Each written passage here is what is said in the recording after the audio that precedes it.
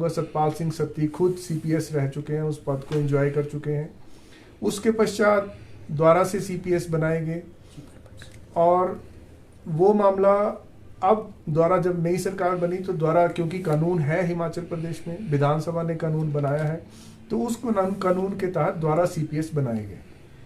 अब उस पद को भाजपा सरकार ने पहले बनाए थे, लेकिन अब उस पद को, उस एक्ट को, उस कानून को जो 2006 में पारित हुआ था, प्रदेश उच्च न्यायालय में चुनौती दी गई है। तो वो मामला लंबित है और उस पर सुनवाई जारी है। हमने, प्रदेश सरकार ने ये ऑब्जेक्शन लिया था कि डिप्टी सीएम और चीफ पार्लियामेंट्री सेक्रेटरी एक्ट को चुनौती देने वाले दो विभिन्न मामलों को इकट्ठा नहीं सुना जा सकता। तो ये मिसजॉइंडर ऑफ कॉज ऑफ एक्शन बोला जाता है इसको लीगल लैंग्वेज में, परंतु अभी उस मामलों पे, उन पे सब पे सुनवाई जारी थी।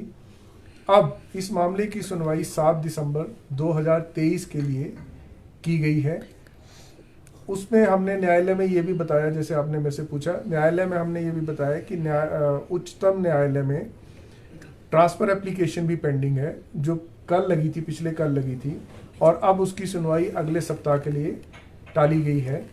तो न्यायालय ने कहा कि ये सब बातों को मद्देनजर रखते हुए हम इस मामले की सुनवाई 7 दिसंबर तक टालते हैं, और 7 दिसंबर तक संभावना है कि उच्चतम न्यायालय में भी इस मामले की सुनवाई हो जाएगी, और जिस प्रकार से वहां से सुनवाई होगी उसी प्रकार से आगे जो भी फैसला होगा वो इस मामले में उच्चतम न्यायालय में कार्रवाई चलेगी। हिमाचल प्रदेश के विश्वसनीय ज्वेलर भूषण ज्वेलर्स सोलन।